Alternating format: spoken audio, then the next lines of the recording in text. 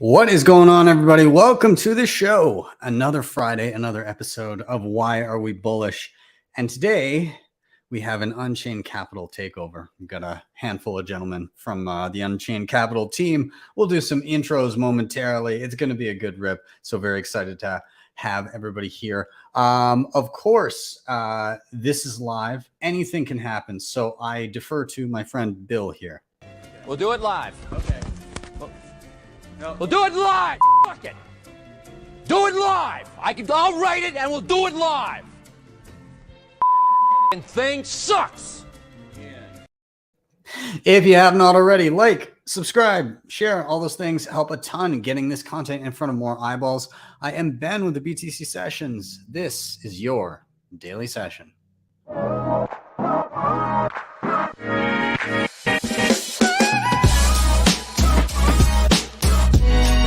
HODL the Bitcoin.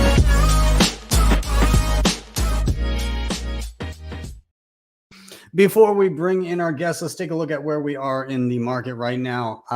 We're sitting at $19,182 per coin. A single US dollar will pick you up 5,213 sats. 91.35% of all Bitcoin have been mined. And in terms of fees, pretty low right now. High single digits, 7 sats per byte next block, but anything, if you're willing to wait a little bit, 1 sat per byte probably do the trick. Quick shout out to sponsors of the show, CoinKite, coinkite.com. These guys just have the best damn hardware in the game. Love my Cold Card Mark IV. This thing is a beast, and the advanced features on it are amazing, but it can also be used very simply.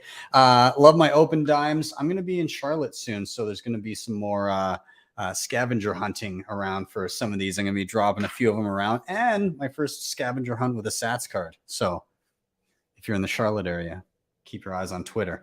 But anyways, I digress. The block clock micro, I'm going to be doing a video on those next week. Love those things. They've got the Sats card. They've got the tap signer. They've got just tons of awesome stuff over here.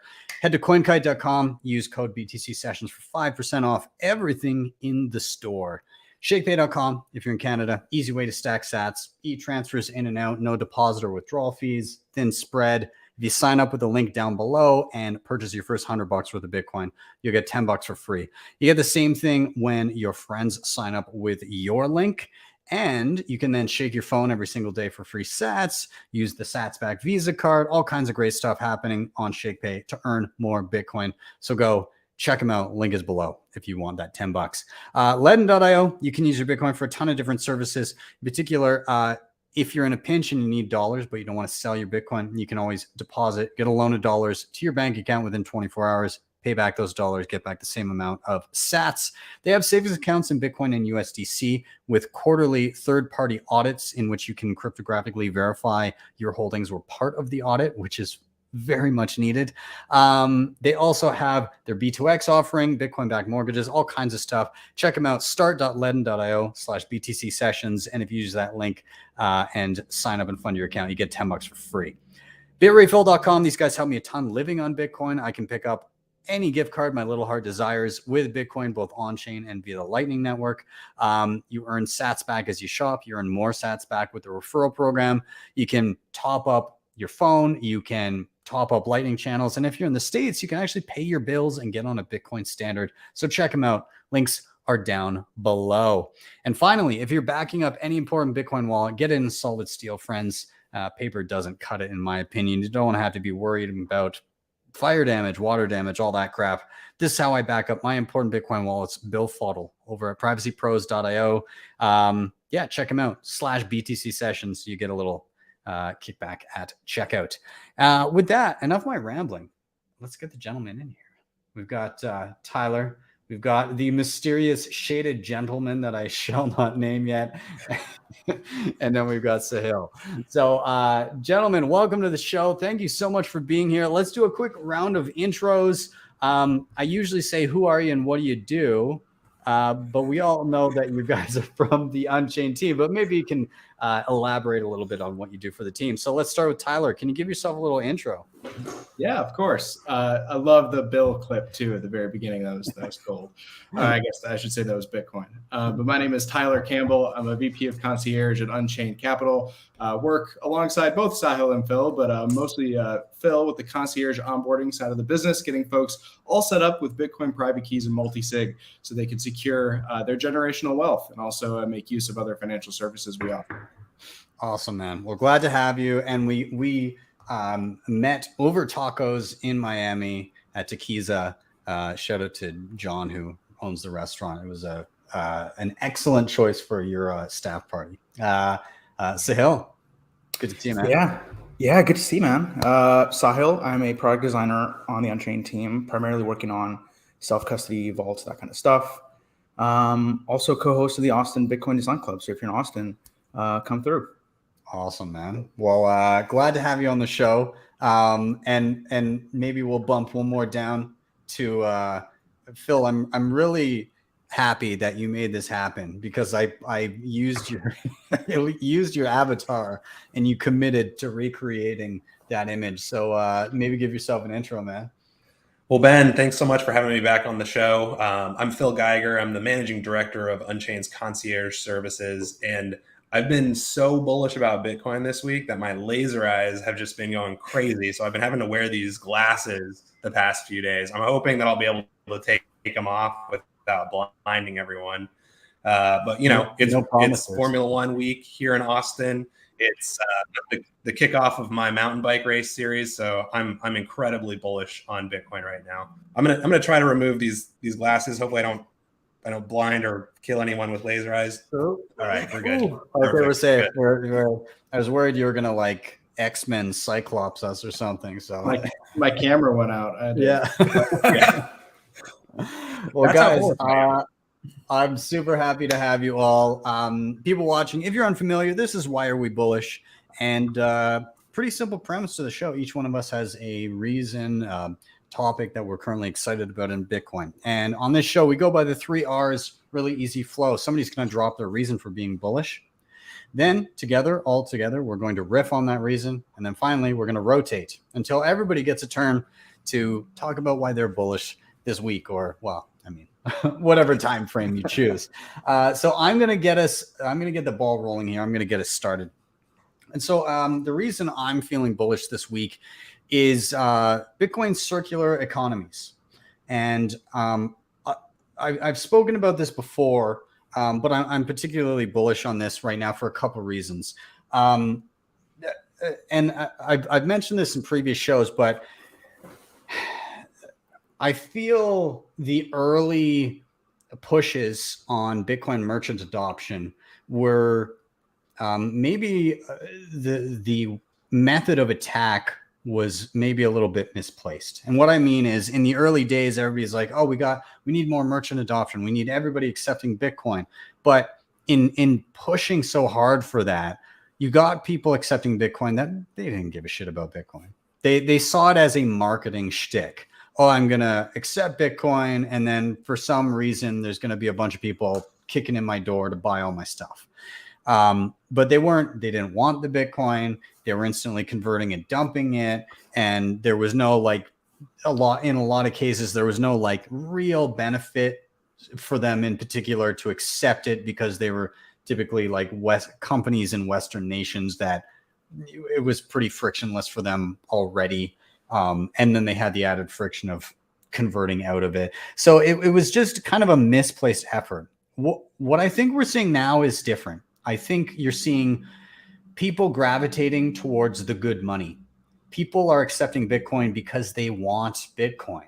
They want to accept it for the goods and services. They want to step outside of the legacy financial system, be more self-sovereign, and save in sound money.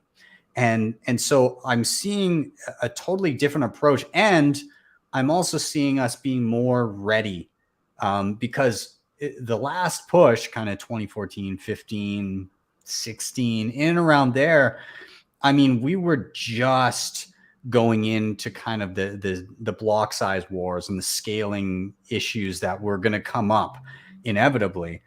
And even though you can get on-chain transactions through pretty cheaply right now due to a variety of factors,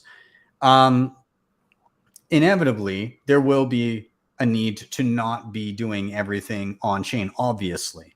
And if we had succeeded early on in that push for merchant adoption, we would then be faced with, oh shit, we got to tell everybody that doing what they did before the past 5 years or 10 years, yeah, that's not going to work anymore. It's going to be too expensive and you're going to have to use this other thing. But I feel like we're now in a good position where we can start to say like, hey, as a merchant, here's Lightning. You're accepting Bitcoin. Like we're better prepared and future-proofed with Lightning. And the people adopting and accepting Bitcoin are doing so for better reasons. And so in particular, the reason that this came to mind for my reason this week is I'm going down to Charlotte, and that plays into it because on the Friday night I'm going down for Halloween, which is going to be a blast. I'm super stoked for that. So Bitcoin Charlotte is putting this event on. On the Friday night, they're having a Beef Initiative dinner. So anybody unfamiliar with the Beef Initiative, basically, dude from Texas, Texas Slim, is basically like heading up this initiative to put together cattle ranchers from first off across the U.S., but now kind of around the world, and connect people with their local ranchers to buy beef directly. And that kind of self-sovereignty movement is also playing into a lot of these guys are being taught about and are beginning to accept Bitcoin. And so he's going to be in Charlotte doing a dinner. And these guys are doing, again, you can get boxes of beef around the US, meet your local rancher, kind of start creating relationships there, cutting out a lot of middlemen here. But when I first looked at this, I'm like, oh, that'd be great. And then I looked, oh, there's nobody nearby in Canada. I'm in Alberta. We're kind of known for our beef. I was like, I wish there was an Alberta rancher on there. I tweet out, hey, if there's any Alberta cattle farmers in and around that are looking to accept Bitcoin for beef, then I would love, I shit you not, 3 minutes later, somebody replies, yo, buddy, I'm a cattle rancher just outside your city. I would love to accept Bitcoin for me. I am buying a quarter of a cow immediately after I get back from Charlotte. So like by next Tuesday, my freezer that I bought specifically for this in my basement will be full of beef that I buy with Bitcoin from a local rancher. And I'm so excited about that. So, I mean, that was part of the reason I'm very excited, but I'm starting to go beyond that. And right now I use a lot of tools because I do live on Bitcoin and I earn Bitcoin.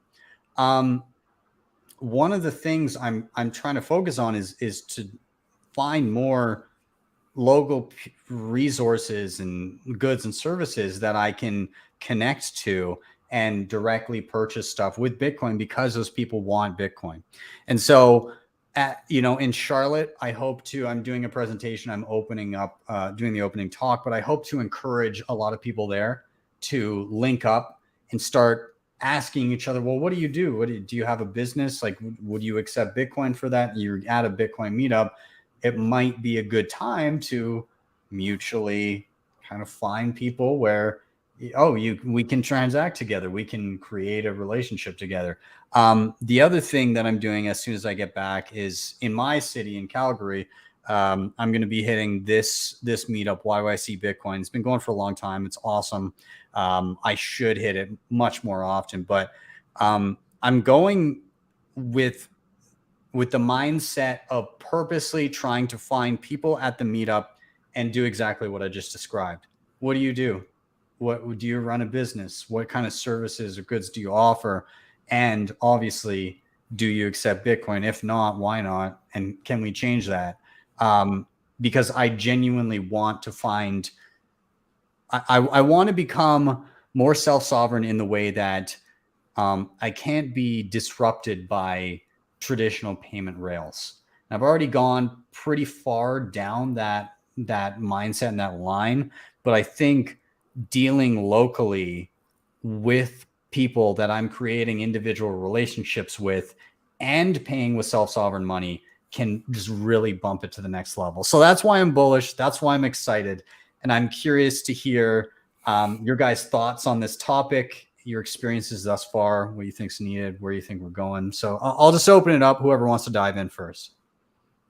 Yeah, I could jump in real quick. Yeah, I think that's a really good thing to be looking for is local people you're already transacting with, to try and get them to accept Bitcoin, the better money, the more private money, the faster transacting money. But I think it could be, you don't want it to be a barrier to spending Bitcoin in some ways. So maybe a different perspective to add to what you're saying is like, you can always be spending your Bitcoin. If you're someone like me and maybe you, Ben, if you already have 100% Bitcoin, you could think of spending Bitcoin using the dollar as like the dollar is just kind of moving the Bitcoin through space. So don't let it discourage you. Like if your local rancher or if your grocery store is not accepting Bitcoin yet, you can still spend your Bitcoin every day. And then now they kind of have a choice. You and your counterparty have a choice to either use these legacy, slow, inferior payment rails, or you can be like, hey, this is, I can send you money faster. There's less fees. It's more private. So I wouldn't let it discourage you from spending your Bitcoin, but you still want to go out there and like shill if you can, shill lightly. Yeah, I 100% agree, and you're right. Like I do, right? Like I utilize services that are kind of like those stopgap measures until people inevitably gravitate towards the better money. But like here in Canada, we've got Bull Bitcoin, so it's very easy for me to pay all of my bills in Bitcoin. I'm so jealous about that, Ben. By Yeah, the way, we don't have that. It's super awesome. Although I think Bitrefill, you can, like, I don't have access to it because I'm not in the US, but I think you can pay bills now. Correct, you can. Yeah. So it is KYC, but it's still at least an option. So yeah. And I mean, ditto with Bull Bitcoin, right? Like there's KYC, it's KYC'd once you're going through those payment rails. So which is my then inclination to try and find as many roads possible to just transact directly with individuals. But yeah, you're absolutely right. Like it's the difference between today and the first time I ever tried living on Bitcoin, which was in 2014. Pretty different. A lot more options nowadays. So yeah, I don't know. Phil, Tyler. Sorry, keep going. You had something else. Well, I was just going to jump in and say, like, I think your approach is the right one, which is go to a Bitcoin meetup, find out what other people do, connect with them, purchase from those people, right? Like, I think back in 2013, 2012, 2013, 2014, it was maybe a little bit too early. Like people didn't, a majority of us didn't have our net worths in Bitcoin at that point, or like a significant percentage of our net worths in Bitcoin. And, going out and trying to kind of orange pill the merchant, I think is a really tough strategy, because it's almost like handing out a flyer. It's like, hey, I've got this thing that I'd love to give you. Will you please accept it? Versus the opposite, which is like, understand why this is my form of money and I'm saving in it. And then connect with like-minded individuals who understand that Bitcoin is the strongest form of money, and just, build the circular economy that way. I think Lightning Network is really cool for that reason as well. It's like, I think nothing has gotten me to spend more Bitcoin than Lightning Network. It's just so easy. And it's like, I can actually spend Bitcoin, faster than whipping out a credit card and entering, credit, pins and all that BS. You just scan something and purchase, any good or service. So like in Austin right now, we have the Austin Bit Devs coming up this week, and a lot of times we'll have bartenders, and they started accepting Bitcoin Lightning payments as tips, and I don't carry cash around anymore, and so I've been able to tip people in Lightning. But the days I think of like going out, knocking door to door to try to orange pill people to be able to accept Bitcoin. I think that's just a really tough approach. And the easier approach is just to help educate people why they should be saving in Bitcoin, and then let them come to that realization on their own, where it's like, oh, I need to be accepting this. Like the ranchers are starting to understand that if they're accepting, dollars or Canadian dollars, their efforts are being completely debased by someone potentially thousands of miles away sitting in front of a computer. And raising cattle it takes immense amounts of work. And so you need a form of money that you can save in, where your work is not, your effort is not going to be debased, and all the value that you've provided to other people is not going to be confiscated. Yeah. I think as we get near the holidays, maybe it's an important thing to think about as you're, wanting to go out and purchase holiday gifts or stuff for family and friends. Wherever you're purchasing those gifts or those items might be an opportunity for you to kind of ignite that circular economy. I know last year, not to ignite any flame wars, but I did buy some cast iron pans from a Bitcoin Twitter individual, paid a Bitcoin, which felt pretty good. Got to, of course, slip that in there as I gave my family members and friends their gifts. But I think a couple of points that are really important. I agree with Phil. Actually going to your meetups, whether it's a BitDevs or a local meetup or a conference, even, a lot of us were just at TabConf or even at Bitcoin Amsterdam, striking up conversations with these internet friends that you meet in real life, and asking, privacy taken into consideration, but what do you do? And especially if you're local, how could I help you out? And then even if it's not necessarily paying outright in Bitcoin, do you accept tips in Bitcoin? Is that something you'd be interested in? And then with friends too, this is something that I've been doing more and more just because it's so easy. If my friends and I are using Venmo, we've been used to doing that for whatever, it could be a American football, fantasy football league. It could be paying each other back for going out for, dinner and drinks or whatever. Just offer to pay them back in Bitcoin, right? $20 worth of Bitcoin here and there. Then they kind of start to get pulled into your psyche and how you think about saving. And maybe, like you said, then they get pulled into actually asking the deeper questions. So why do you save in Bitcoin? How can I get set up? How can I, hold my own keys in a 2 of 3 collaborative custody multi-sig? Eventually you get them there. And then I guess the last point that I would chime in on, earlier this summer, I was down in El Salvador as a part of the My First Bitcoin diploma kind of rollout. And there's a first wave of students that graduated with their Bitcoin diploma. And as far as the circular economy goes, I think the curriculum in earning that Bitcoin diploma down in El Salvador is really interesting. It was, kind of formed on this basis of what is money. It's all in Spanish, but the translated chapters of the classes that they go through in the curriculum start with what is money? What are the harms of fiat debasement? Why do we want to be saving in Bitcoin? And then these brilliant students, aged 15 through 18, learn about transacting Bitcoin, recovering Bitcoin seed phrases, using Bitcoin wallets in a way where then they go tell their friends and family members who are the shopkeepers, who are the merchants, and maybe they start to ignite this little bit of, educational wonder, like, okay, legal tender this, legal tender that, let me just accept a little bit of it and maybe self-custody it, right? It's kind of that seed from which it's all going to grow. So I think gradually, then suddenly, of course, with this circular economy stuff, but somewhere around the world, maybe not in the West, maybe it's in the global South, the suddenly is happening a whole lot quicker. And so the circular economy, we could be seeing it there before we see it here, which would be also bullish. Yeah, absolutely. On the meetup front, the one other thing I wanted to tag in here is when you're at a meetup and you're conversing with people and you're trying to find different opportunities there, don't just think that you're directly interacting with the people that are just in the room there, because every one of those people, guaranteed, their family and friends think of that individual as like the Bitcoin guy, and they're going to be interested at some point. And all of those people have jobs and potentially businesses and goods and services that they can also offer. And that person's going to remember, like myself right now, and I'll just put it out there, I'm looking for a poultry farmer. I'd like to be able to purchase eggs and chicken breasts and stuff like that directly from somebody local that I can pay in Bitcoin.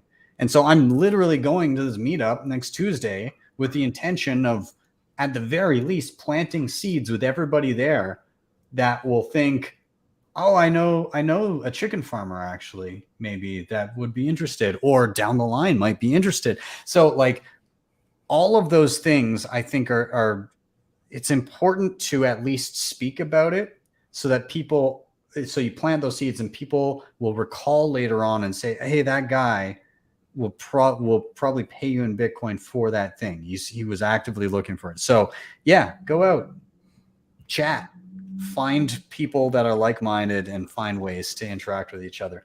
As you were just talking there, I just thought of something too. It's like, at least here in Austin, we're only 2 BitDevs away from Thanksgiving. So in the US, Thanksgiving, where everyone gets together with their massive extended family and sits around a table and talks about Bitcoin.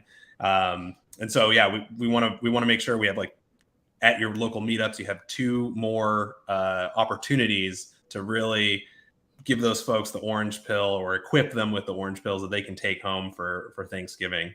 And then on top of that, definitely important to find a poultry farmer in time for Thanksgiving. So yes, sort of Thanksgiving related, themes there. Yeah, a cool open source contribution for listeners out there might be a we have the yellow pages. We need an orange pages, right, for your given city. We need a list of Bitcoin merch. Not great for OPSEC, but fair. Sahil, I think I cut you off before. Was there something that you were going to throw in there? Like, no, yeah, just a quick comment. I was like, I was going to say this is a long game. So, the orange pilling is a long-term, low time preference activity. People might not get it right away. It's going to probably take years. So, years of ups and downs. So keep at it. That's awesome. And congrats to Ryan, who did indeed buy his Thanksgiving turkey from a local poultry farmer with sats. I'm a little jealous, but we already had, so Canadian Thanksgiving is actually in October. I didn't know, like, tangent here, I didn't know why, but it's actually because it just gets colder here so much earlier that it's supposed to be like the celebration of harvest. And obviously the further south you get, the more likely that's going to be November. But here they're like, September's over. Oh, Jesus, better do it quick. So yeah. In the orange pages, Ryan can be our poultry guy. Yeah, yes. Yeah, exactly. And somebody in the BTC pins in the chat brings up a good point. The Orange Pill app. So I was chatting to the guy that's creating this app, but basically Orange Pill app is trying to be the orange pages. So it's more or less gonna be able to connect you with other Bitcoiners. And for me, that becomes very, very useful in trying to live on a Bitcoin standard. So yeah, that should be interesting. I think that's launching in and around Pacific Bitcoin. So keep an eye on that. Anyways, guys, so I'm going to wrap my topic here because obviously I don't want to take up all the time. We're going to do a rotation. Everybody in the chat, keep those comments coming, and I'll pull them up as I see them. And give this a like and a share, of course, get more eyeballs in the room. But I'm going to rotate over. Tyler, I'm going to give you the mic, and I'm going to ask you a simple question. Why are you bullish? Man, just one reason. That's bearish in and of itself. Just one reason why I'm bullish.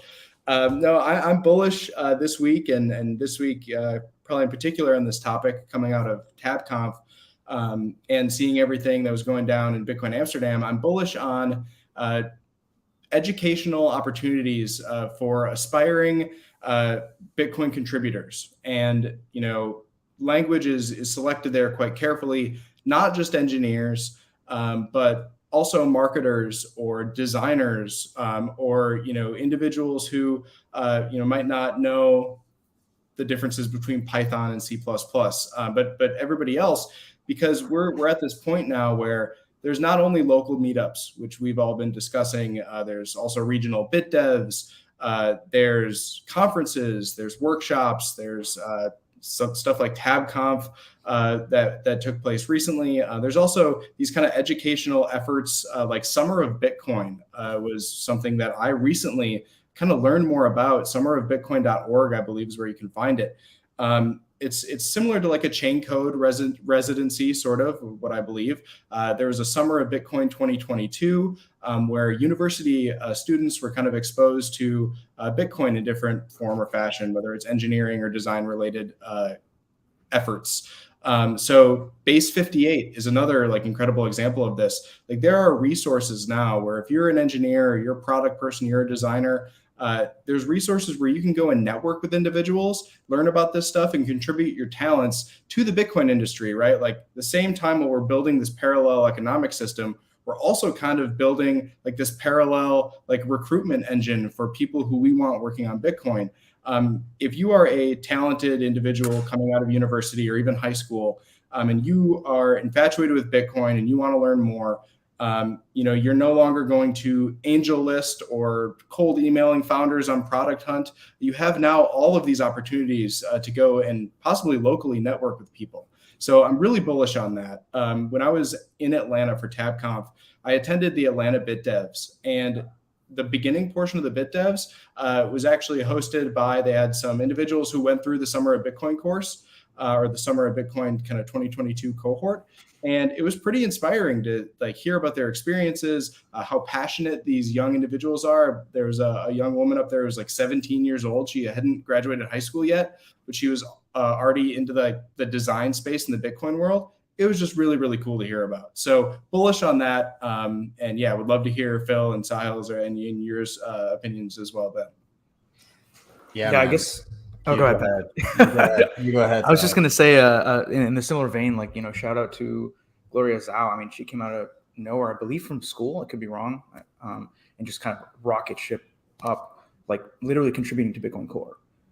So that kind of stuff is just unbelievable to see a bunch of young talent actually contributing to the future of money. So, that was my comment. Go ahead, Jen.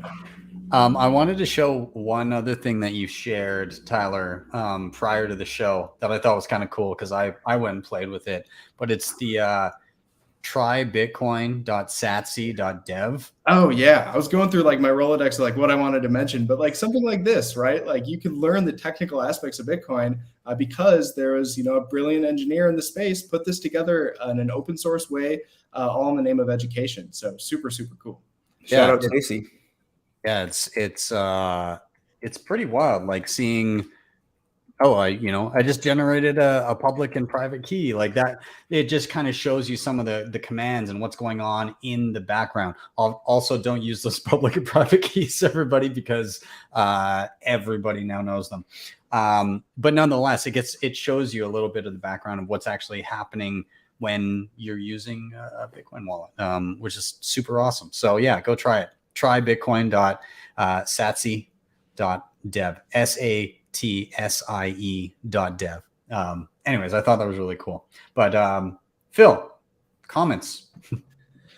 Well, I unfortunately missed out on TabConf, but I'm experiencing some serious FOMO because Tyler and Sahil both went and had a great time. One thing that Tyler mentioned that I'm actually particularly bullish about, and this isn't just because we have Sahil here, who's a designer, is the fact that we have many more designers in Bitcoin today. So I think up until maybe just a few years ago, most of the Bitcoin tools or products or services we might be using that are, Bitcoin native, so you're actually interacting with keys and wallet software, very few of them had the resources to hire true design teams. They're very early startups. A lot of the design teams get hired by the larger corporations that have a little bit more funding. But a lot of those design teams have been working on tools that are not Bitcoin native. So something like Coinbase, for example, has, I'm sure, a massive design team, but it's not really Bitcoin native. You're not interacting with Bitcoin or keys or anything like that. So the fact that we are seeing, like Sahil's Bitcoin Design Club pop up, the fact that we have designers like focusing on how to make, batch spending better, how to make receive addresses look and feel, easier to use. All of the tools that are native to Bitcoin and, require keys, I think they've definitely needed some love because historically the UX has been user experience has been much more targeted towards technical people. So I think just in the last few years, we've started to see really nice, sleek UI UX for tools native to Bitcoin.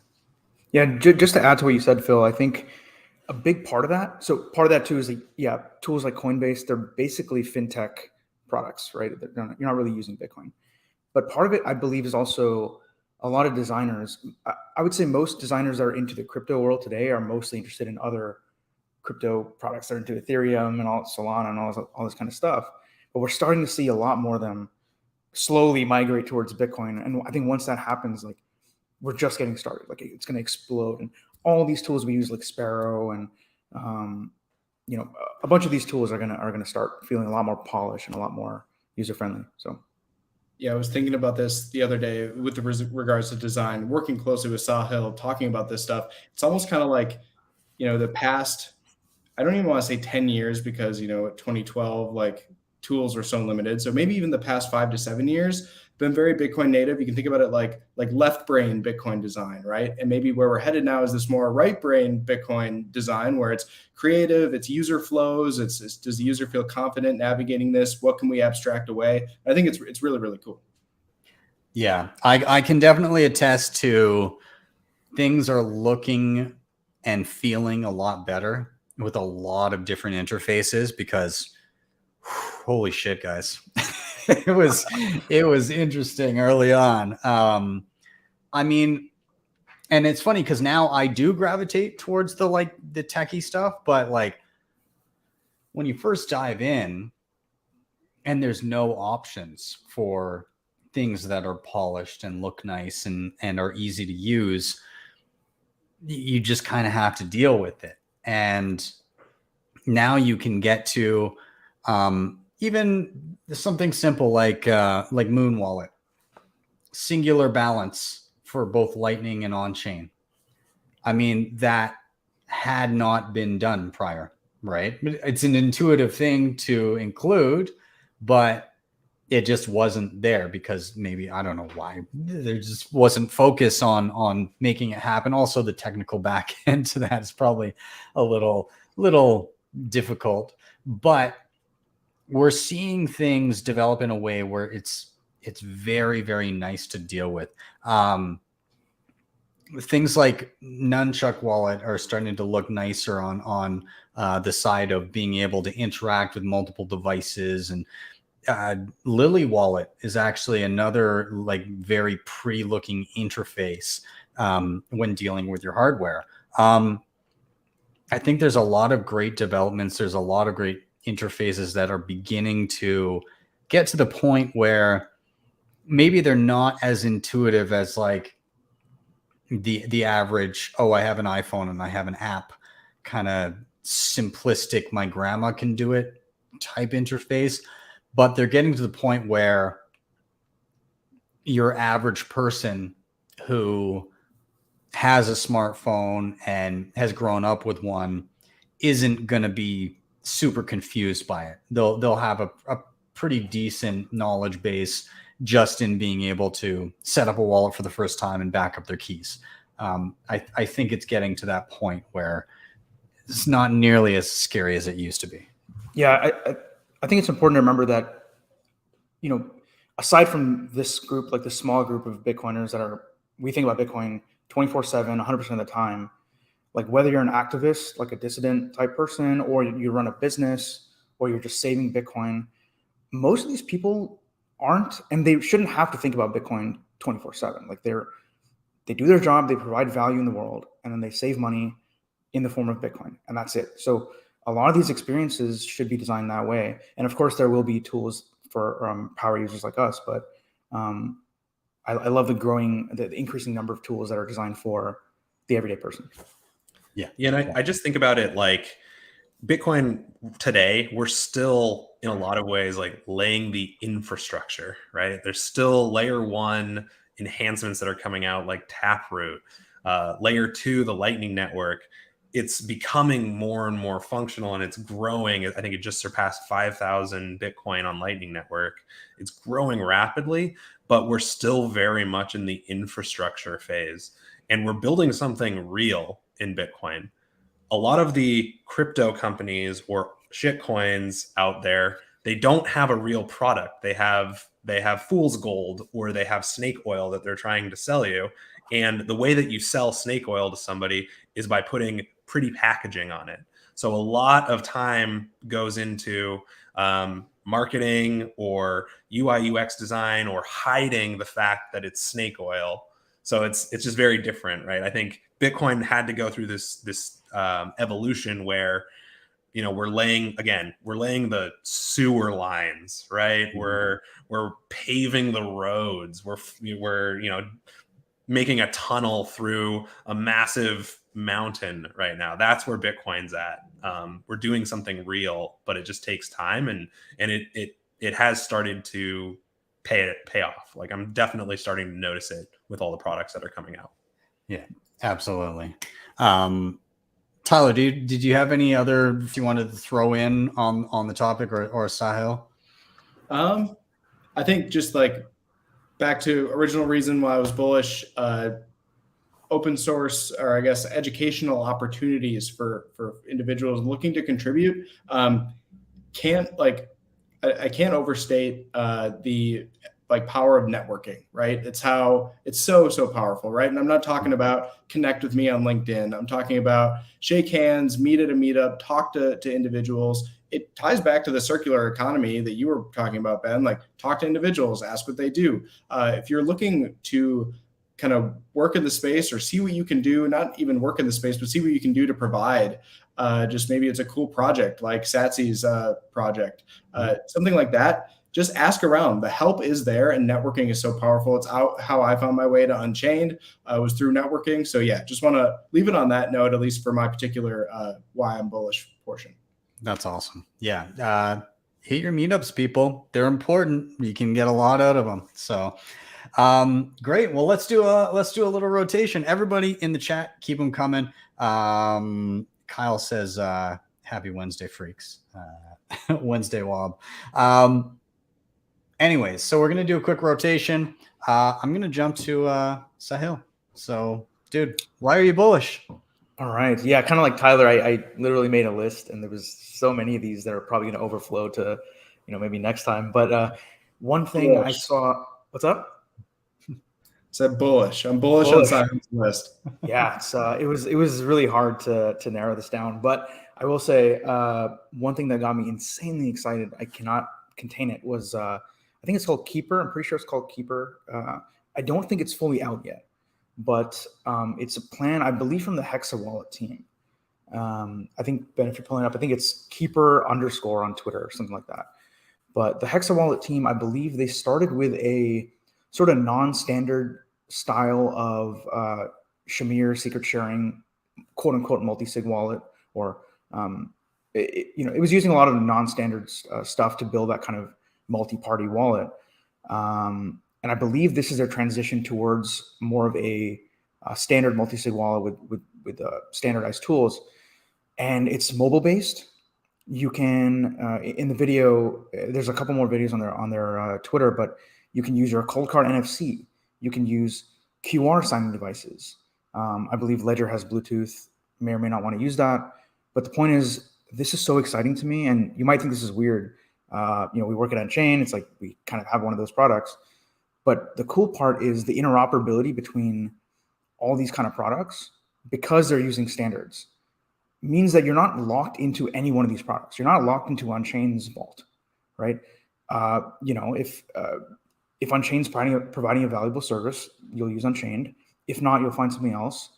But this is just so exciting to me. I mean, using a phone and using a tap signer with NFC, it's just incredible to me. And one more thing I didn't add before I pass it on, Blockstream Jade. I believe, so the Jade has existed for a while, but I believe they're working on adding QR PSBT scanning ability. So all of these things together, more QR devices, more NFC devices, more mobile multi-sig coordinators, and interoperability between them. Yeah, exactly. Blockstream Jade, Seed QRs. There's just so much here. And honestly, this is the kind of stuff that got me excited to work at Unchained day one. So I've got a question regarding the Blockstream Jade. Is this so? This looks like what pretty much what you can do with a seed signer, right? Like you're yeah, okay, that's really awesome because I saw like there's definitely the Jade is awesome. I always had like a bit of a buggy experience, and they hadn't. I think they just stretched them. Blockstream stretched themselves thin for a little bit, where the Jade wasn't getting a lot of love, and like there wasn't updates coming out. But then I see stuff like this, and I'm like, oh, this like the value proposition now is so much more that you can. You can have imported keys and be creating a multi-sig from something like this using the camera that had been left alone up until now. So I love to see them adding features like this. And again, it kind of to the previous points made, there's a lot happening right now. There's a lot of things behind the scenes that are being improved or implemented that were never available before. And it's great to see. Yeah. And I think also just the last point, again, I'm ranting a lot here, but I think just the idea of people being able to use really high quality hardware. I mean, the Jade is not like I think it is plastic, but it's not like a creaky device. It's a well-made device. And there's a camera, there's a big screen where you can validate your address. Having these high quality devices. Another example, Foundation Devices Passport. I just love the idea of, someday in the future, our clients using these really high quality devices and, not having this worry about making these big transactions. We want them to feel secure, not just our clients, but everyone. Right. So, yeah. It's the thing that I like is the progression that Bitcoin hardware has gone through, because I saw kind of an inverse progression with alternatives. And what I mean is a lot of time and thought has gone into the support for a lot of different features and a lot of like some of the like Bitcoin power users. There's a lot of those features baked into a lot of the hardware now. And I guess the firmware that would be on these devices. They took the approach first of, in something like the Jade, making it affordable. So it's, it's accessible to a lot of people. You get the same with like the tap signer now from Cold Card, where you just have simple NFC functionality and it's cheap, right? So you can get one of those for like, I don't know, like $10 or something. Well, maybe that's a Sats card, but like nonetheless, it's cheaper hardware, so it's accessible. But then you're right, you do have higher end stuff, but you have the firmware that is keeping up to date with the latest and greatest in Bitcoin, supporting it. And what I saw early on when I started doing a lot of stuff with the channel, I got a ton of people being like, hey, can we send you our hardware device to test out? And like, me at just starting to get people saying, oh yeah, we'll send you something.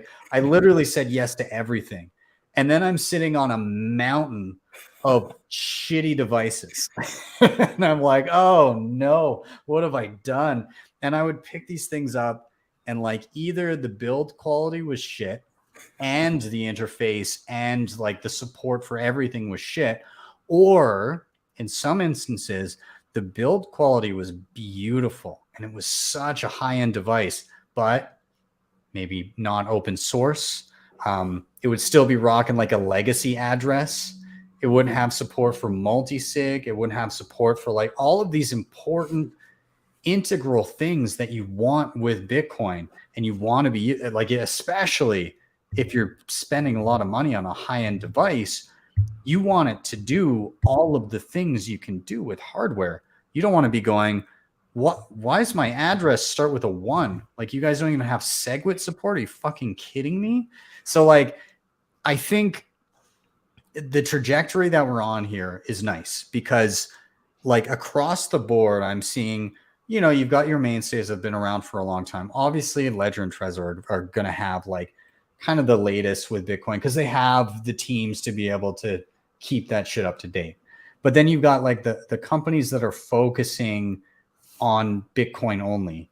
And even if they have small teams, they're like, yes, we are focusing just on Bitcoin. So we have the ability to actually focus in and give people a good experience here and actually make sure we're up to date with the latest and greatest.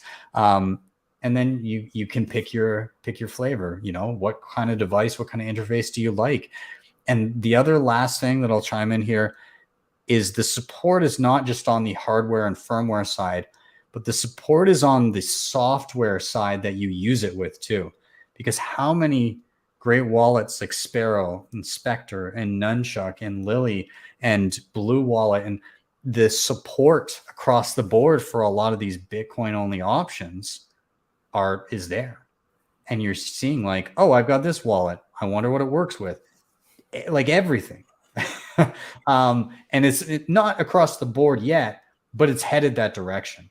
And I think you're going to see more and more of that as people get on kind of the same standards. Those standards are still kind of being developed, but it's very promising.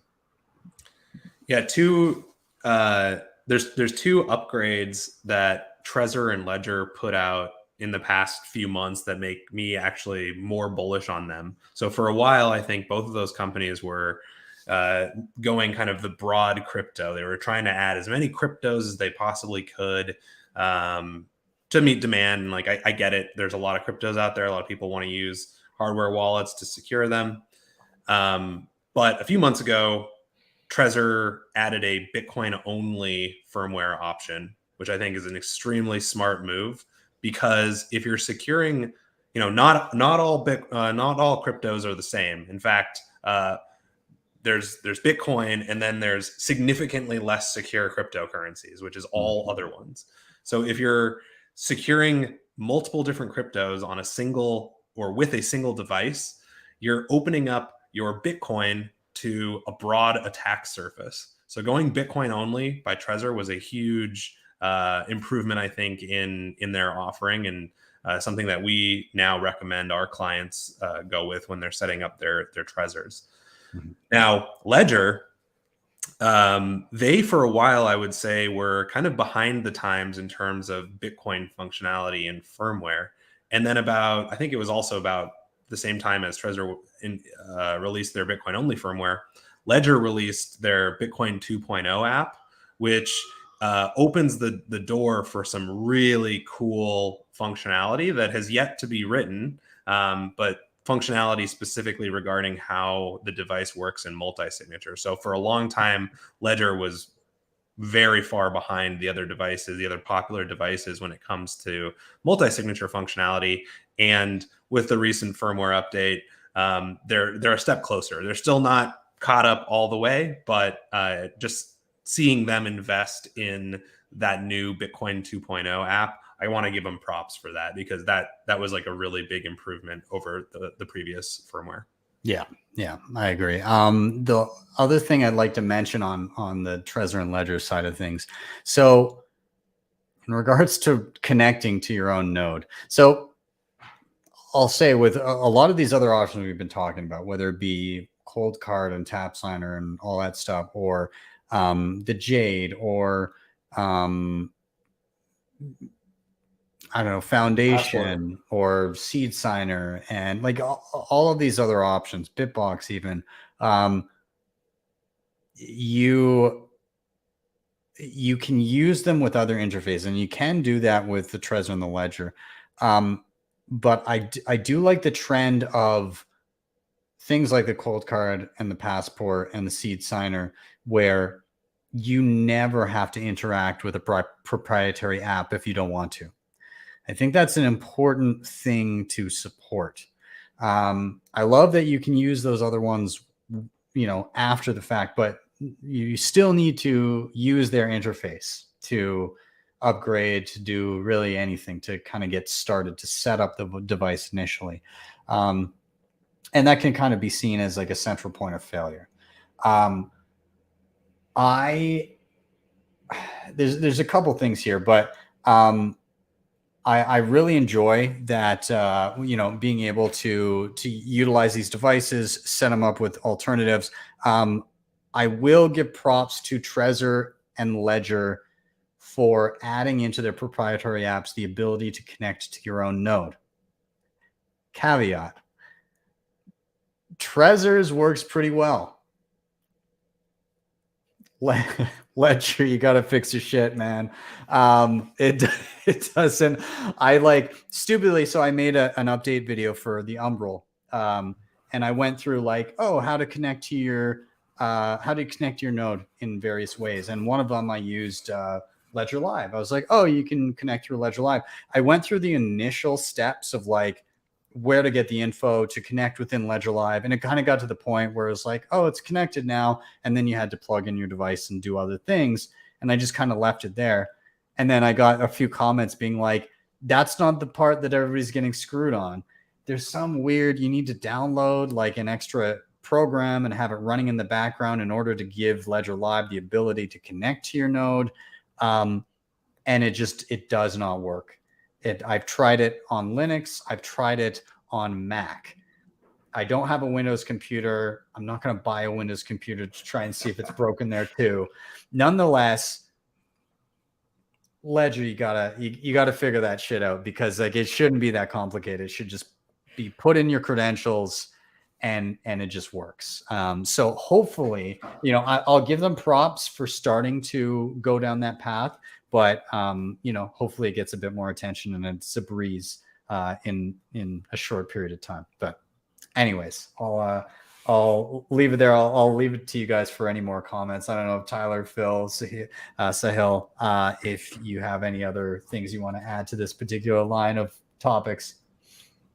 Just as I'm staring at my like half-built seed signer over here, it's actually a good reminder to follow through and keep playing with this thing.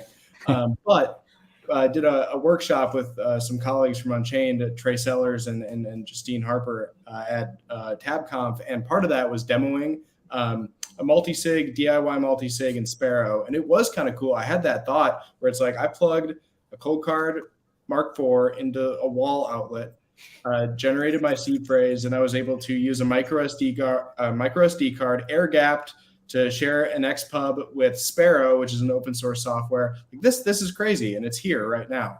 I also used in that 2 of 3 multi-sig setup a Ledger and a Trezor, just to show like how all these devices, there is interoperability here between both software and then also these signing devices as well. Now, they were already set up, so we didn't have to interact with Ledger Live or the Trezor suite or anything like that. But just the power of something like Sparrow to like recognize your connected hardware device, and it picks up the type, it grabs the derivation path and then the correct XPub, and you're good to go. Like it's almost like magic. It really, really is. Yeah, absolutely. It's a beautiful thing to see. And just somebody in the comments here, they mentioned, because we were talking about not having to use proprietary apps and not having absolute reliance on a third party if you don't want to. And he said, while it's fine to use a good UI for ease of use, everyone should know how to use Bitcoin in an adversarial environment. And I couldn't agree more. So when we're talking about like generating keys on a seed signer or cold card entirely air gapped offline, some people's eyes are going to glaze over and they're going to go, oh my God, I have to do this every single time. And that's way too hard for me. You don't have to be able to do this. What we're saying is it is an excellent skill set to have, and it's great to be curious. So play and learn. And a lot of the time, a lot of people think they need that prerequisite knowledge to even go down that path. No, the tool itself is the learning device, right? You learn through doing. You don't learn before doing. All right. So just go out and do. Yeah, I'll just add to that. Like I would say if I were to give somebody like one tip who's holding their own keys, it's always secure your seed phrase physically. Like That's the one tip I feel like that will allow you the greatest amount of flexibility in the future. If you're using multi-signature, there's a few other items you need to protect. You need to have your seed phrases and your wallet configuration file, but you want to remove reliance on any single point of failure. You shouldn't have a single device where if it breaks for any reason, or you forget to update the firmware and you really need your Bitcoin, you never want to rely on a single point of failure, a single device. So securing seed phrases physically, I think, it's the foundation for good Bitcoin management. You have to have physical seed phrases so that you don't ever have to rely on a proprietary tool. Seed phrases are open source. You can load them into pretty much any tool that is available to be able to manage your keys. Yeah, and there's a progression too. Like I think what Phil mentioned, you want to get at least the basics in. Like Phil said, seed phrases, you want to do that. Then using your own node, you can progress to that. Don't let it overwhelm you. You can and probably should get to that point.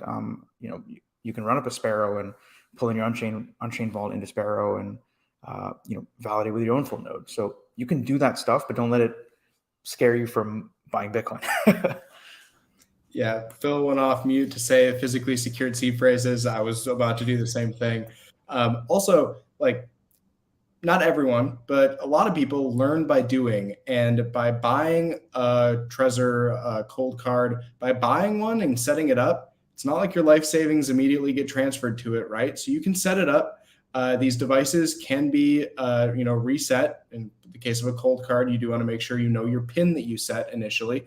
But playing around with these devices, generating a 24-word seed phrase, and then wiping your Trezor and restoring that seed phrase back into the Trezor, that's a very powerful operation. And getting your hands dirty with this stuff is going to make you feel 10 times more confident when you actually go to do some serious setup work. So worth pointing that out as well. My favorite part, because I've done a couple cold card workshops. So I did one in Vancouver at the beginning of summer, and in the workshop, the way I usually do it is I'll get everybody to set up a cold card, and then I'll send them each about $10 onto that cold card, and they've already backed up their seed phrase and everything, and then I take them into the settings and I say, okay, everybody, we're going to go to this area. And then there's this little thing that says danger zone. I want you to go there. And then I want you to select the option that wipes the device. And they're all like, what? I'm like, yeah. Well, I hope you wrote down your seed phrase correctly. If not, there you go. But, it was, at least it wasn't your money to begin with, but just take it as, a semi-expensive lesson, like not that expensive, but it cost a little bit of money to learn that. And at least it wasn't yours. And it's funny because people's minds are blown when it makes them put together the idea that the money was never on the device. It was a key that accesses coins that you own on a global accessible network that anyone can see. And so when they realize that, and you're like, the words are the key, it's like a backup key to your house, except for it's a backup key to a safety deposit box in the sky. Like you're only you can unlock it. And so the realization of like, the wallet isn't the money. The wallet is just a key, and you make a copy of a key and you can import that key. And the other thing that breaks their brains is when you say you can take this key and you can import it to anything. It doesn't need to be to another cold card. It can be to a hot wallet on your phone, although like undoes some of the security of an offline, key, but nonetheless, it still functions. And you see that moment where people go, oh my God. Oh, as they start to understand the implications and how Bitcoin works and how revolutionary that is. It's beautiful. I have a question for you guys. I want you guys to rate my method of teaching multi-sig and backing up your file, your wallet file. So this is my explanation when I talk to people about multi-sig, and I usually I pair it with an image that I put together.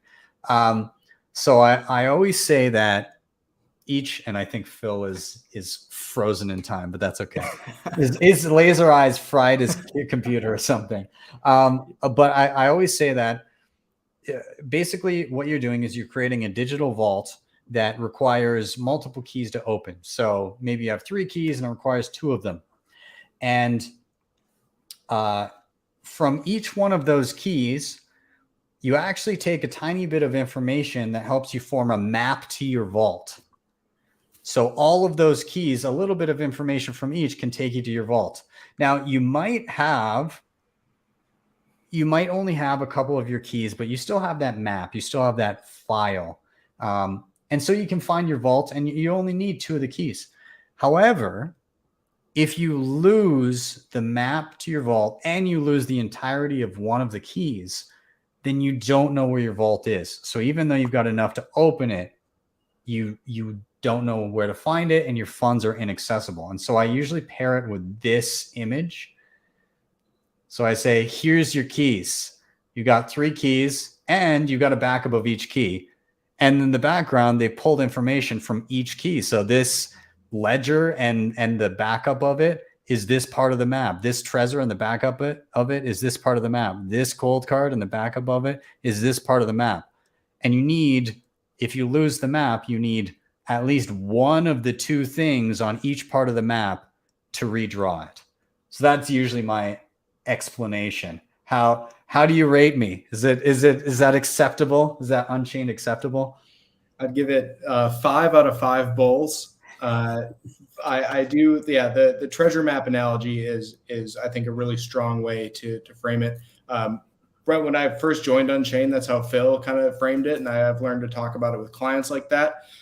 You can have the keys to the treasure chest, but if you don't know where to find that treasure chest, like the keys aren't going to help you out very much, right?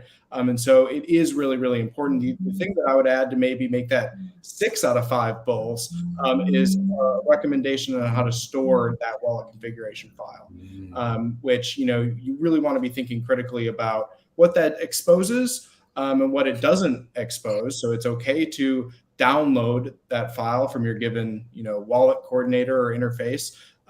But you do want to be thinking about somebody gets a hold of that file. They could rebuild your multi-sig and they could maybe see your balances. That's a privacy consideration to take into account. But they could also rebuild your vault, right? And with that comes, okay, now they just need M of your N keys to successfully move funds. So if you are going to be making a physical copy of that wallet config file, maybe you think about really diligently and intently, where are you storing that in relation to the other elements of your setup? Might it be best to keep it behind a password manager or using cloud encryption so it's still password protected, but it's in the cloud and you're not tied down to one specific physical device? So if you are in Amsterdam and you need to access your funds, and maybe you have one key with you and you're using a collaborative custodian, there's different ways you can think about it. But password manager, cloud encryption, I usually lean towards that when I'm thinking about storing that file. Yeah. It's when people are thinking about this kind of stuff, I like this. I always love getting down this topic of conversation, but if you were to store that file together, or rather if that file is apart from the devices themselves, there's actually no indication with a single device that it's even part of a multi-sig. So that's one of the so you could have like maybe a little decoy amount on as a single sig on one of these devices. And if somebody found that, whoop-de-doo. First of all, if they get into the device, after failing the pin multiple times, but like, let's say a $5 wrench attack kind of deal. Well, okay, they get the decoy amount. They have no idea that's part of a multi-sig. And even if they did, hopefully you've geographically dispersed the other keys. There's not anything they can do about it. So, yeah. Yeah, I think what a lot of people don't quite realize about multi-sig is it really turns your seed phrase into just a key. It's just one key, and multiple keys plus directions are required to find and spend your Bitcoin. So, not recommending you do this, but what you could do definitely don't do this, is like tweet one of your multi-sig seed phrases and somebody couldn't get from that seed phrase to your multi-sig Bitcoin, particularly if they didn't know that it was part of multi-sig. Don't tweet your seed phrase. But I'm just saying, like, it can be seriously compromised and you've exposed very little information, which is really cool. It's like one of my favorite features of multi-sig. It also opens up the door to an improved sort of inheritance workflow, because now you can, if you're using multi-sig, you can give a seed phrase to a trusted relative who's maybe less technical, and nothing damn it, Chevy, nothing that relative can do, that relative can't do anything to actually compromise your multi-sig fund. So including getting phishing attacked. So if your relative gets phishing attacked and it looks like an email and they're just trying to be helpful and they accidentally enter your seed phrase onto a computer, if it's a multi-sig seed phrase, your funds are still safe. I mean, I would recommend rotating out that key and building a new multi-sig wallet, but for an inheritance scenario, it really offers you a lot of protection. On top of that, the person who has the seed phrase, they don't know necessarily your balance. So you can give them a seed phrase, you can give your sister a seed phrase, and with that seed phrase, they can still have no really clue about how much Bitcoin they're actually protecting. You would, of course, need to provide information about the multi-sig to someone else in order to be able to kind of collaborate, but it just opens up the door for a lot more possibility when it comes to something like inheritance. Yeah, absolutely. Yeah, I think just to add to what Phil said, like to your point, Phil, if you give your sister your seed phrase, they don't have the map to, they don't know how much Bitcoin that you have because you're not giving them the config file.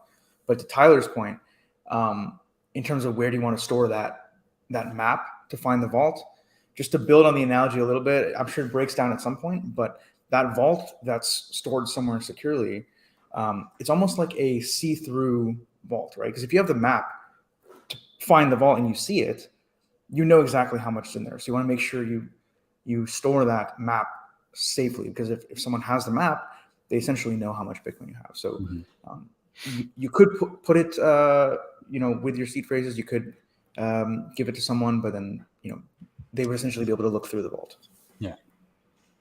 Yeah, so I recommend against storing the map with seed phrases in multi-sig, because even in a non-malicious scenario where like somebody stumbles upon your seed phrase, if it doesn't have the map, then they have no idea what the seed phrase is protecting. If they have the map, then they know, oh, this is one of 3 keys to my 2 of 3 or whatever. So it's different, definitely different trade-offs there, but it offers a lot of flexibility, which I think is the key takeaway. And just to reiterate, this is only with multi-sig. With single signature wallets, if your seed phrase is lost, your Bitcoin's lost, because it includes the map and the key in kind of one location.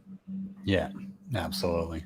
Awesome. All right. Well, we're going to round out this topic. And again, everybody in the chat, thanks for continuing those messages. I'll pull up more as they go. But I do want to rotate our final rotation. And Phil, I'm going to keep it with you. I'm going to toss it to you. And I'll just ask, why are you bullish? Well, I'm particularly bullish right now for kind of a weird reason. And the reason can be displayed by the fact that we have basically just Jevy in the chats. We're at about a $19,000 Bitcoin, which is pretty low, kind of based on where Bitcoin has been. There's not much focus on Bitcoin right now. I would say, we've noticed that things have slowed down at Unchained. I imagine across the industry, there's been a massive slowdown. But Bitcoin's holding on to this $19,000 price. And then if you look at the HODL waves, which is a visualization of the movement of Bitcoin and how long Bitcoin has been sitting in a given address, over 60% of all Bitcoin has just been sitting in an address for over a year. So it hasn't moved in over a year. And that's 60% of all the Bitcoin that is currently accessible by private keys. So a massive amount of Bitcoin, the entire amount of like 60% of all of the Bitcoin is sitting there for over a year. The price is at 19K and it's been there for a month or so, maybe even longer. And we're, speaking to each other in Jevy. So I'm extremely bullish about that. And it makes me want to like find a place to sell a kidney or something to buy more Bitcoin, because I think the only direction we're going from here is up. And having been through a few bull bear cycles before, like it feels like almost the eye of the storm, or the night is the darkest before the dawn. Like it kind of feels like we're getting there right now, which makes me incredibly bullish.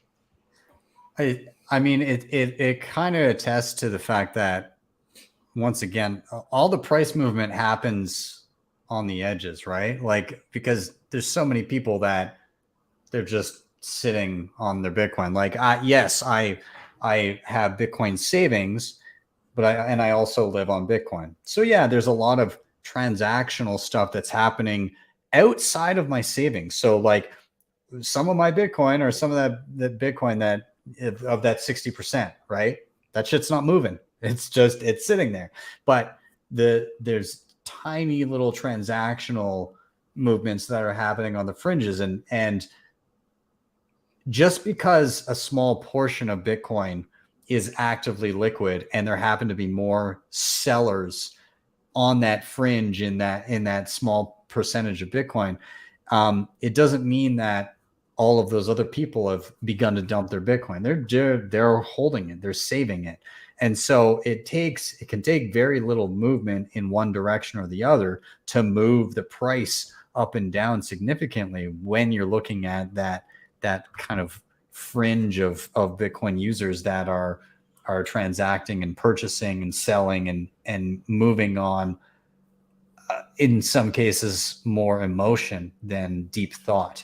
And I definitely think there's a lot more people over time that are relying on deeper thought and low time preference than trying to time the market. Yeah, I mean, I don't know if you want to pull up the HODL waves right now because it's a kind of a dense chart, but even the last movement up to 70K was a very different move than the 2017 run up to 20K, because at about 70K, the people who had purchased Bitcoin at $300 to $500 were not selling. And you can see that in how the kind of longer or older Bitcoin, older UTXOs were just sitting. So yeah, this is kind of a dense chart, but what I'm talking about here is if you look at the light green and the darker green bands to the right side. So when we went up to 70K, which is that price chart, you can see the darker green band just expanding.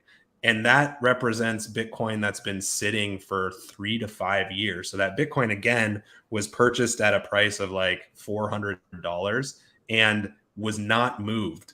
People were not interested in selling that Bitcoin when we were at 70K. And this is a little bit of conjecture here, but like that makes me crazy bullish. And then the other thing that I wanted to mention was on the kind of lower side of the chart, if you look at the yellow band, it's getting really, really thick right now. And that's the 1+ year band. And it's the thickest or like widest it's ever been at this point, like all the Bitcoin that hasn't moved. So this is just, I think it's pretty bullish. Yeah, there we go. Yeah. Oh, that's cool. I didn't realize that you could. Yeah, this chart is really dense, but what I like about it is it just shows first of all, it's impossible to do with the fiat standard because you have no idea how much dollars or any other currency exists in a given time. But since the Bitcoin blockchain is a public database and everything is tracked on the blockchain eternally, you can see exactly how Bitcoin is moving. And it forms these kind of crazy wave patterns that you're seeing here on this chart. So yeah, I look at this and it makes me extremely bullish because of how quiet it is in the industry right now. That's awesome. Yeah, it's cool to think again, like there's a lot of people that are a lot more people kind of understand the long-term trajectory of Bitcoin a lot better. And as you know, it kind of shows that people are saving more. What I hope is that with the shitstorm that is legacy finance and central bank debasement, and followed by extreme levels of tightening, that people that are saving don't get so screwed that they have to dip into some of those long-term savings. So, you know, I would. I mean, I feel like Bitcoin encourages good habits, which would be spend less than you earn, save in Bitcoin, save in the better money. Exactly. So I hope to see that, but I don't know. Yeah, You guys, I think the longer you're saving, the less of an issue it is. I think it's people kind of forget. I mean, 2016, I believe when all the election craziness was going on, I'm pretty sure the Bitcoin price was like $600, you know, and people are freaking out over $19,000 Bitcoin. Like it's kind of nuts. So I think our friend, our mutual friend and colleague, Parker Lewis, you know, he has a great saying. He's like, if you're not sure about Bitcoin, try and ask, do you understand 21 million? Do you understand why 21 million exists? Do you understand how it's credibly enforced? And if the answer to the question, is it credibly enforced, is yes, what else are you going to own? Mm-hmm. And if the answer is like, I'm not sure, you should start asking that, you know, doing some more research around that. But if the answer is yes, if 21 million can be credibly enforced, what else do you own? Like, I'm not even sure what else to own. So it's an interesting question. Yeah. Tyler, I don't know. Do you have thoughts in and around kind of in and around the HODL waves and the propensity for Bitcoiners to save for long periods of time? Like, yeah, it's just, you know, I think it ties back to the circular economy that started this whole like round of bullishness, right? I mean, if you have kind of this embedded culture of saving in Bitcoin, then you're going to need to coordinate economic activity somehow, right? So you're going to have to spend your Bitcoin, right? That's kind of like another criticism that Parker tackles in one of his Gradually Then Suddenly pieces is, you know, people say, well, Bitcoin hodlers just hoard Bitcoin and, you know, they're never going to spend it. Well, in order to conduct economic activity and coordinate economic activity, you need to spend your Bitcoin. So I actually think the two could work hand in hand, right? The more that we develop this culture around saving in Bitcoin, I think we can actually foster in this culture of also spending Bitcoin for goods and services too. What I'm spending, another individual is saving, right? So it's kind of like this slow wash out of the current fiat system. So those HODL waves make me incredibly bullish. I usually have them up in a tab amongst my 100 other tabs that I have open at work during the day. Just hearing, Phil will be chatting with Parker or Will Cole about the HODL waves, and it does make me bullish.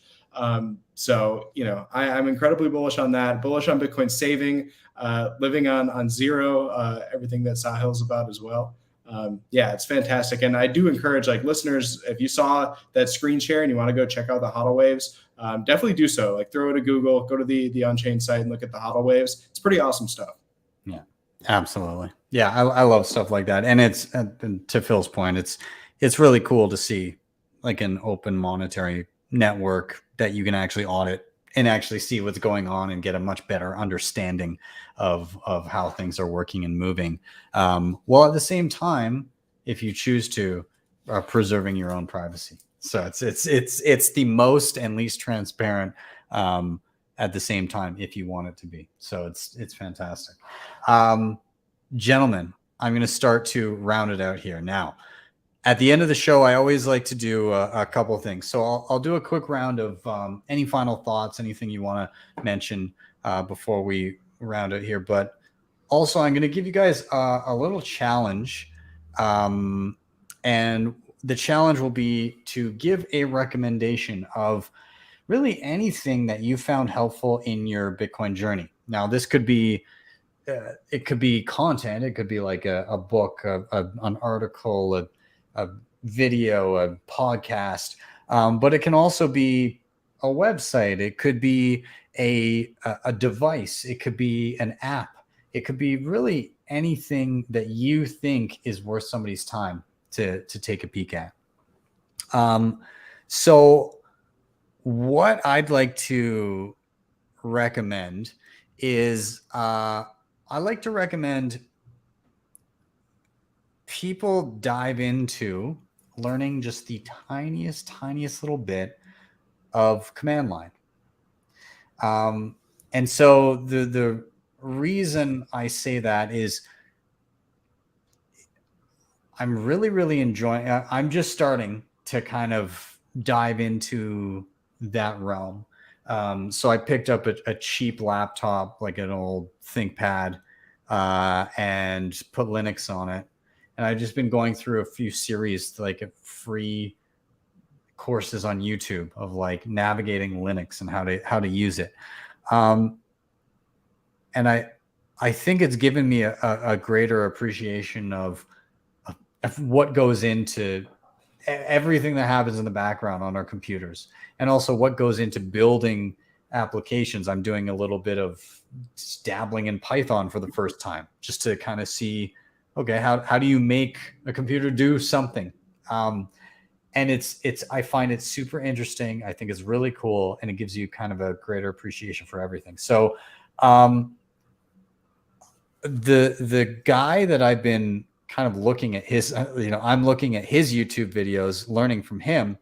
But I'm going to pull up his YouTube channel because I think it's great. Where is it? Right here. Right here. He's got a lot of subscribers, like 2.5 million subscribers. So good for him. Good. He deserves it. Anyways, Network Chuck. Anyways, awesome YouTube channel. He's got a really good, he's got a great Linux for hackers. Like, it's a 10-episode course, just basically taking you through the basics of jumping on a Linux machine and navigating the terminal and create, basic like navigation, how to create, copy, move files, how to dive into the daemons in your file, in your system. There's a ton of stuff in there, and yeah, it's great. So anyways, go to Network Chuck. He does some good stuff. So that's my little recommendation. In terms of final thoughts, yeah, man, super bullish on circular economies. Sell me chickens, please. I'll end with that. Tyler, I'm going to jump into you. Final thoughts and a recommendation if you have one. Yeah, I love your command line recommendation. You could really feel like a superhero doing that. And also +1 for Linux, System 76, Ooh. Awesome machines. Great stuff if you're really trying to dive in. I'm incredibly bullish for everything, like all the reasons everybody around the camera, I guess, mentioned today. It's hard not to be, especially in the doldrums that we're in right now, as Phil was pointing out. Like, if we're still this bullish, I can't even imagine what's to come. My recommendation for getting started, not to be too repetitive, but if you're in an area where you're not in a place where the nearest person's like 10 miles away and you're relatively somewhere urban, find a Bitcoin meetup. And if there's not anything in your area, start one.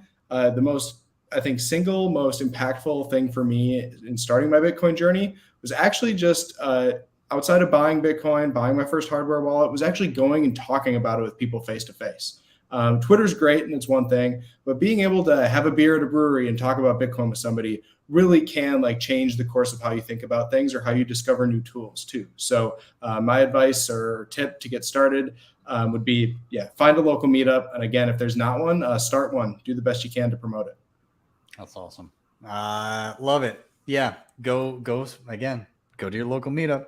I should also shout out quickly the Minneapolis Bitcoiner meetup. Jevy's in the chat. Brandon Quittem over at Swan. It's an awesome crew. We have some Unchained team members from there, so I want to shout that out. Awesome. Yeah. If you're in Minneapolis, check it out. Phil, you're up. Final thoughts, recommendations. Let's hear them. Yeah, I'm going to take the recommendations in a slightly different direction. So we talked a little bit about technical recommendations, meeting up in person. One of the things that I think really helped me better understand Bitcoin was reading Austrian economics. So Austrian economics, I think, helps you to use deductive and logical reasoning based off of truths in order to figure out why Bitcoin is going to succeed as the global reserve currency. So 2 resources that I would start with are Bitcoin in One Lesson. That's the most kind of classic intro to this style of thinking. And then actually just recently I read Per Byland, who's on Twitter. He just published a really nice introduction called How to Think About the Economy. How to Think About the Economy is like 120 pages, and you can read it in 2 hours, and it'll help you just adjust the way that you think about the world.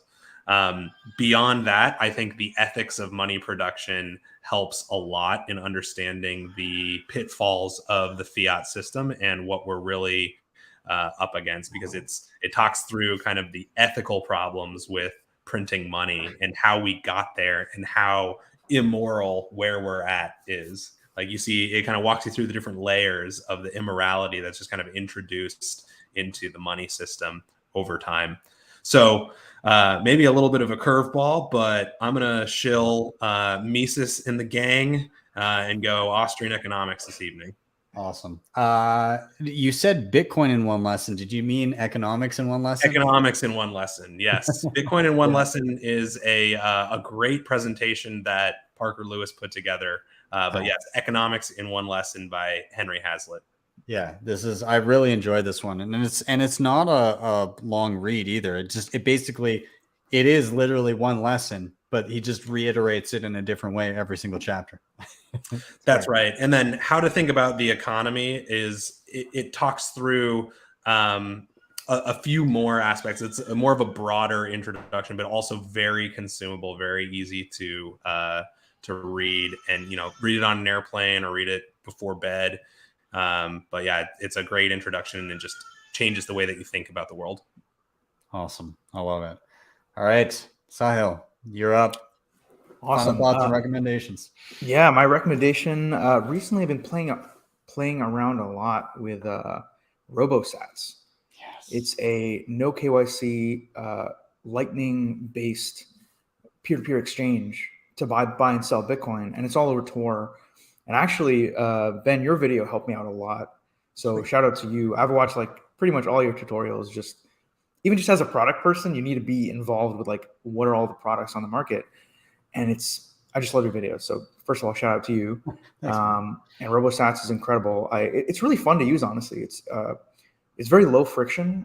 I've used Bisq as well. It's a little bit higher friction, but RoboSats is much lower friction than Bisq. So highly recommend giving that a shot. Yeah, I've got to say I was very pleasantly surprised when I tried it out. And again, like this is the non-Tor version, but it's pretty simple. Like you go in, it creates a NIM for you, and then you can buy, sell very simply over Lightning. And you can basically set your method of payment, like your method of fiat payment, however you see fit. Yeah, it's super awesome. I love it. Highly recommend. Super glad that's your recommendation. And selfishly, me recommending that means that increased liquidity means probably lower fees. I mean, you can set a 0% premium, which is what I do, and it often gets filled, which is really nice. So you can have 0% premium. I think and again, like it's not 100% necessary that people always do it this way, but as we were saying in the chat, it is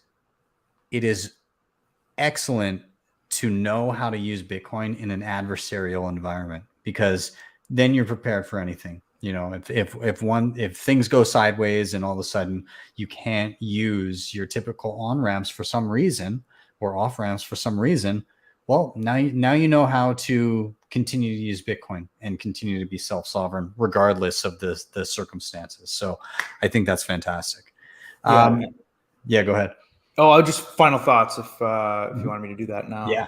A couple things. First of all, shout out to the Unchained team. sometimes you're working heads down every day, and like these moments are really nice to like come out of the water and be like, oh wow, this is we're actually doing something really important here. so shout out to the Unchained team. Shout out to Austin Bitcoin Design Club. Really want to give them a shout out. We're building something cool there. And one last thing really quick, there's a conference in India coming up soon in November. I'm actually not going, but I wanted to give them a shout out because India is one of those countries where Indians love gold. I mean, there's a history of gold, and I won't get into it right now, but just because we don't have time. But there's a huge opportunity there, and so I just wanted to shout out to all my Indian brothers and sisters, and hopefully we can orange pill the whole continent of India, which is like I think over 1 billion people. So yeah, that's awesome. I love that. I hope it's a big one then. I hope Bitcoiners start to truly infiltrate and lay down a flag in India. That's awesome. All right, gentlemen. Well, the time has come. We're going to wrap up. I really appreciate all your time. This is a blast. Everybody in the chat, thank you so much for being here. All of these guys, their Twitter handles are linked in the show notes down below. So give them all a follow, and you'll see everything that they're up to at Unchained. And yeah, gentlemen, thank you so much for your time. You're welcome back anytime. Thanks, Ben. Thanks so much, Ben. Thank you, Ben. Appreciate it. Cheers, guys. I'll see you later. Cheers. Awesome. And everybody watching, thank you so much for being here. Hope you enjoyed the show. Hope you enjoyed the conversation. As always, please do like, subscribe, share, all those things. Super important. They really do help get more eyeballs on the show. Other things you can do, you can hit up the previously mentioned sponsors in the show notes. CoinKite, Shakepay, LEDN, Bitrefill, BillFodl. They're all down here. A few last housekeeping notes here. If you're in Calgary or the surrounding area and you're around on Tuesday, this coming Tuesday next week, I think it's the 25th, YYC Bitcoin meetup. Come on down. They're going to be talking about encryption, and I'm going to come hang out, and yeah, should be a lot of fun. But I'd love to see a ton of people make it out to that one. Also, if you're in Charlotte, I'm going to be there. I'm flying out tomorrow, and I'm going to be there Friday, Saturday, coming home Sunday. But I'm there for Halloween, being put on by Bitcoin Charlotte. Should be an absolute blast. Very excited for it. There's going to be lots of learning, but also there's going to be, again, Beef Initiative dinner with Texas Slim, and there's going to be a Halloween party. It's going to be a lot of fun. So again, if you're in the area and you don't have a ticket yet, definitely come. Halloween.party is the website. So check them out. Couple last things. I'm going to be in LA for Pacific Bitcoin in November. I'm doing a cold card deep dive. So be sure, if you want to come and really learn how to get the most out of your cold card, this is a 4-hour marathon. We're going to look at everything. So come check it out. There's only 15 spots available. I don't know what's left, but be sure to check it out. btcsessions.ca. You can find the events page there and grab a ticket. And that's about it. So guys, if you really liked what you saw, you can drop me a Bitcoin tip at my Strike page, strike.me/BTC sessions. Head there, type in any amount you want, hit the tip button. You'll see a Lightning invoice, or if you tap to the right, a regular Bitcoin QR code. With that, I'm out. Have yourselves a wonderful day or evening. See you guys next time for your daily session.